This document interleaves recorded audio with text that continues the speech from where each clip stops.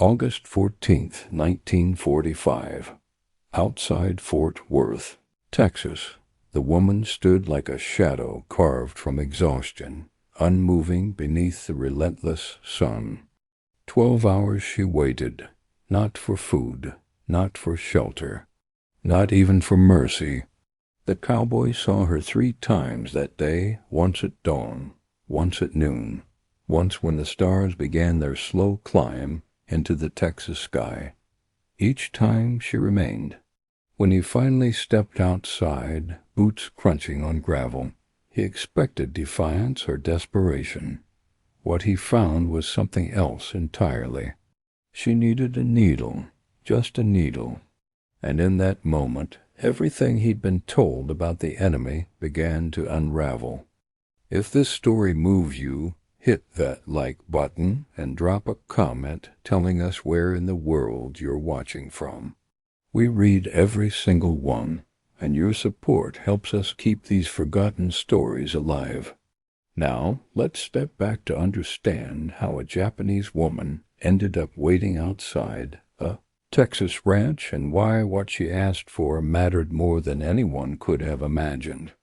By August 1945, the war had already devoured millions. Japan's surrender came not with fanfare, but with static, the emperor's voice crackling over radios, telling his people to endure the unendurable. For women like Kiyomi, trained as Tai Shintai medical assistants, surrender meant something unimaginable. They had been taught that capture equaled dishonor, worse than death. American soldiers, they were told, would strip them of humanity, dignity, identity. Photographs, real or fabricated, circulated showing mutilated prisoners. The message was clear. If you are captured, you are nothing. Yet here she was, processed, shipped across the Pacific, and deposited onto American soil. The journey had been a blur of salt air and silence. Bunks stacked like cargo. Other women, all hollow-eyed, all waiting for the cruelty they'd been promised. Instead, they were fed. Not much, but enough to confuse them. The Americans didn't scream, didn't strike. They processed, labeled, moved them forward with bureaucratic indifference. Kiyomi had prepared for pain. She had not prepared for paperwork. The camp where she first arrived had barbed wire, but it felt decorative compared to the stories. Guards carried rifles slung loose at their sides, not aimed. Some chewed tobacco. Others played cards in the shade. When roll was called, names were butchered by American tongues, but no one was beaten for the mispronunciation. This wasn't brutality. It wasn't kindness either. It was something in between, a liminal space where war had ended, but peace had not yet begun. Then came the labor assignments. Dozens of female POWs were transported to rural work sites, farms, ranches, places desperate for hands after American men had shipped overseas. Kiyomi and 11 other women were loaded onto a truck that coughed dust and rattled over unpaved roads. When they arrived at the ranch outside Fort Worth, the land stretched so wide it felt like a trick. No walls, no towers, just open sky and cattle moving slow and stupid in the heat. The cowboy who owned the place stood by the barn, hat low, arms crossed. His name was never recorded. She never asked. He never offered. What mattered was this. He looked at them not with hatred, but with the wary curiosity of a man who'd been told one thing and was now seeing another. The barracks were repurposed horse stalls, swept clean. Army cots, thin blankets. It wasn't punishment. It wasn't comfort. It was survival dressed in plywood and nails. At night, Kiyomi sat by the open door and watched the cowboy.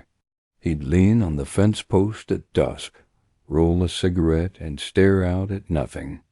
Sometimes he hummed low, tuneless, almost mournful.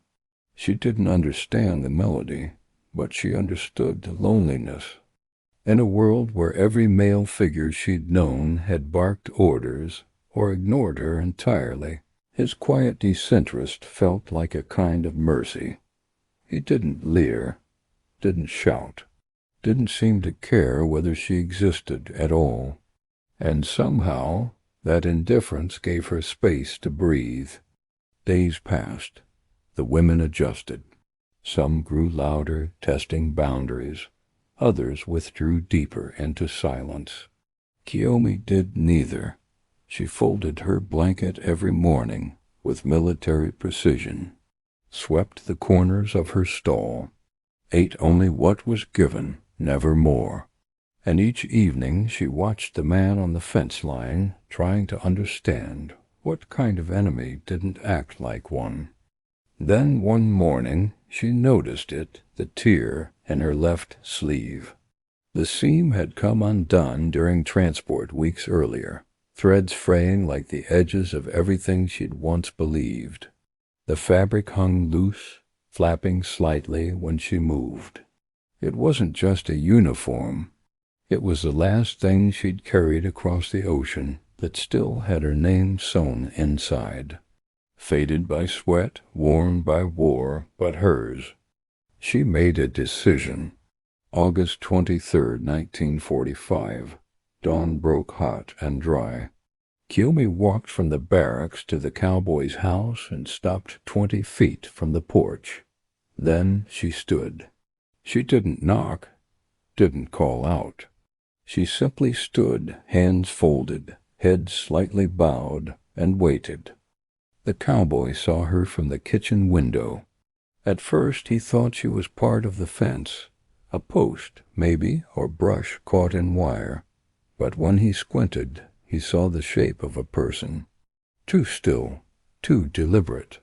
He thought about hollering, but something in her posture stopped him.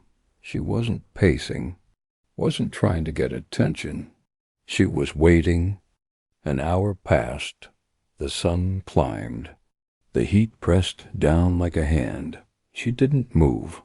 He checked again at mid-morning. Still there. By noon, his unease turned to irritation. What the hell was she doing? He grabbed his hat and stepped outside. The air hit him like a furnace. As he approached, boots kicking up dust, he half expected her to bolt. Pose sometimes did not out of strategy, but confusion. But she didn't move. Her eyes followed him, dark and unreadable, but her body stayed rooted. Up close, she was younger than he'd thought. Not a girl, but not much more. Her uniform hung from her like wet cloth on a stick. She was thin in a way that spoke of years, not days. Thin from war, from ideology, from survival. "You lost?" he asked, not unkindly. She blinked. The question might as well have been in another language. He tried again, slower. "You need something?" For a long time, she didn't answer. Then, almost too soft to hear, she raised one hand and pointed not at the house, not at the door, but at her left sleeve, the torn one, the one that had been unraveling for weeks. She reached into her other hand and opened her fingers. Nothing inside, just the shape of what should be there. "Needle," she said. The cowboy blinked. Of all the things he'd expected, food, water, permission, maybe even protest, he hadn't expected that. A needle, not a favor, not an escape, a tool. She looked down, then back up. Her face was unreadable, but her voice didn't shake. She held her arm up so he could see. The sleeve flapped in the breeze like a white flag. He stared at her, then at the sleeve, then back at her. This was what she'd waited for. Not rescue, not mercy, a needle. He scratched his jaw, muttered something under his breath, then turned and walked toward the barn. Inside, past saddles and feed bins, under a stack of canned peaches and mouse-chewed hymnals, he found it his mother's sewing tin. Dented lid, brass thimble, spools of thread wound tight around wooden pegs. Needles, dozens of them. When he returned, she was still standing in the same spot. He didn't hand her the tin. He set it down slowly, opened the lid, and stepped back. She looked inside as if staring into a temple. Her fingers hovered over the contents for a moment before selecting a needle, then black thread. She didn't hesitate. Bit the thread clean, tied it in a knot, threaded it in a single motion. Then she lowered her head and began to stitch. He sat on the porch, watching. The sun dipped lower, the sky went soft, and across the dirt she worked quiet, precise, whole. She wasn't there to be saved, she was there to sew. Hours passed. The needle moved through fabric with the rhythm of prayer. Push through, pull tight, pause, breathe. Each stitch was deliberate, almost ceremonial. This wasn't mending cloth. This was restoring a boundary. The world had taken so much without asking names, roles, futures. Sewing was one of the few acts left that still belonged to her alone. Memories rose uninvited. Her brother's uniform years earlier, laid out on tatami. He'd been too thin, too proud to say goodbye properly. She'd knelt beside him, sewing a button back onto his sleeve while he pretended not to watch. Their mother hovered nearby, pretending to busy herself with tea she never poured. When she finished, her brother flexed his arm and smiled, a rare boyish thing. He said it felt stronger now. That memory tightened her throat. She stitched more carefully after that, as if the thread might carry him back. The cowboy shifted his weight on the porch. He felt like an intruder in a sacred space, though he couldn't have explained why. He'd seen men clean guns with less reverence than the way she worked that needle. He'd grown up watching his mother mend socks by lamplight, humming to herself, the house safe and whole around them. He hadn't thought about that in years. He turned away briefly and poured coffee into a tin cup. The smell was rich and bitter. He set it down beside her without a word. She noticed, of course she did, but she didn't reach for it. Not yet. The stitch wasn't finished. She pulled the thread through one last time, tightened it with a careful tug, tied the knot so small it nearly disappeared into the seam. Only then did she lower her hands. Only then did she exhale fully, shoulders softening as if something inside her had finally loosened its grip. She ran her fingers along the repaired sleeve, smooth, whole. Then she reached for the cup. She didn't drink right away. She held it, warming her palms, letting the steam rise against her face. When she finally took a sip, her eyes closed, not in pleasure, but in acknowledgment. "Coffee," she said quietly, testing the word like a new stitch. He nodded. "Yeah." They sat like that for a long while. Lantern light, cooling earth, the quiet presence of animals breathing in their stalls. Two people who had been taught to fear each other, now bound by the simple fact of shared silence. There was no forgiveness spoken, no absolution. But something had shifted. He understood now that her waiting hadn't been passive. It had been intentional. She had waited because she knew what she needed, and she knew it could not be demanded. And she understood, though she would never put it into words, that this man had seen her not as a symbol or a burden, but as someone capable of fixing what was hers to fix. The war had taught them both how to destroy. This moment taught them something quieter. Later that night, she returned to the fence. Not the one circling the ranch, but the short wooden line separating the cowboy's porch from the open field. No barbed wire. No guards. Just 2 posts and a beam where the land seemed to pause. She sat beside it, knees drawn to her chest, the sewing tin resting at her side. He noticed her from the window. Stars were already out. For a moment he considered going to bed, but something in her stillness drew him. He stepped outside with a chair, didn't offer it, just set it down, a respectful distance. Then he sat. They said nothing. He didn't ask questions. She didn't offer answers. But inside her, a storm. She had prepared her whole life for brutality, had been taught that surrender was the end of self, that American soldiers were monsters draped in fabric and fire. She'd expected cruelty, shouting, punishment. Instead, she'd been handed a needle. She could not explain that. It made less sense than anything else in her captivity.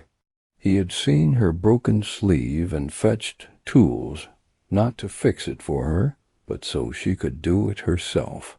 He hadn't looked at her with pity, hadn't demanded thanks. He'd just seen her. It was a crack in everything she'd believed. Kindness, she'd been told, was a trick, but this had no transaction, no condition, no cruelty hiding underneath. And that made it harder to understand. The cowboy leaned forward, forearms on his knees, hat tilted low. He didn't fidget, didn't glance at her, just breathed the same air and waited. Silence gave her no enemy, only herself. What if surrender hadn't meant what she thought? What if mercy wasn't a trap? What if everything she believed about enemies, about herself, had been shaped by people who'd never left the island? She glanced sideways. His boots were dusty, his hands calloused. He'd probably fought, too. Maybe lost someone, maybe not. But he hadn't lost himself. That scared her more than any weapon. Because if he wasn't the monster, then who was she now? She gripped her knees tighter. The fabric of her mended sleeve brushed her cheek. It was the only thing she trusted, the stitch she had made. And yet, even that had come through him. She exhaled slow, shaky. The cowboy shifted slightly. "Long day," he said. She nodded. Then, as if the words surprised her as much as him, she replied, "Yes, that was all." But it was enough. The night deepened. Somewhere in the field the horse snorted. An owl called. 2 enemies sat side by side, watching a world that suddenly made no sense, and quietly, unwillingly, began to make a different kind. Weeks passed. The porch became her place, not a boundary, a choice. She returned in the afternoons, sometimes with the sewing tin, sometimes with nothing at all. The cowboy would pass by, tip his hat, leave coffee, or a folded blanket. Sometimes he sat, sometimes he didn't. The waiting was no longer obedience. It was permission she gave herself. One morning his daughter, a girl with a brown braid and freckles, appeared at the edge of the porch. She didn't speak, didn't step closer. She simply placed a small red ribbon beside Kiyomi on the wooden plank and stepped back. Their eyes met briefly, enough to see each other, not enough to intrude. Then the girl was gone. Kiyomi stared at the ribbon, vivid against the dust-gray world, red like lacquered wood in a temple, red like the armband her brother wore when he left.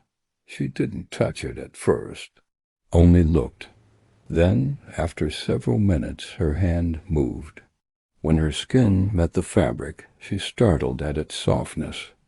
By afternoon, she gathered her hair, twisted the strands back the way she used to for temple visits.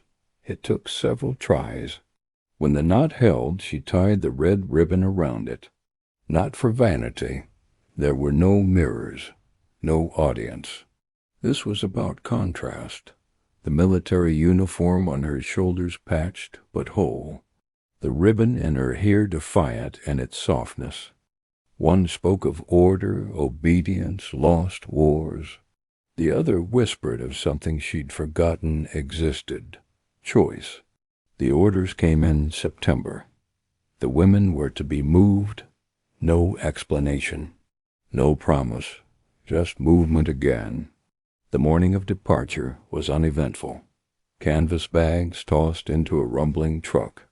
The POW women lined up with practiced discipline, uniforms now a patchwork of repairs. The cowboy stood on his porch, arms crossed, leaning on the rail. He hadn't said goodbye the night before. Neither had she. That wasn't their way. When she reached the truck, she paused.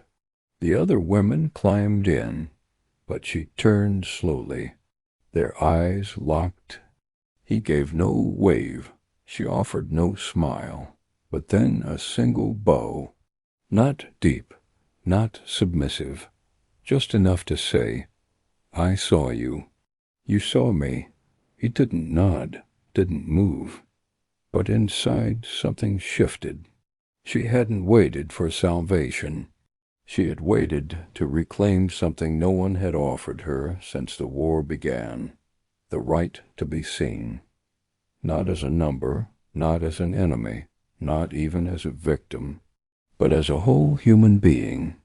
The truck jolted forward. Dust rose. He watched until it disappeared beyond the bend, until even the sound dissolved into wind. Inside the barn, the stool she'd sat on still leaned against the wall. A loose thread from her uniform lay curled on the floor. He picked it up, thin, faint, intact. She had arrived a ghost silent, watching, waiting. But she left a woman. Not whole, perhaps, but real. Defined not by her wounds, but by her will. He never learned her name. She never learned his. And maybe that, too, was part of the strange truth of it, that sometimes the deepest recognitions happen not in shared language, but in the space between words.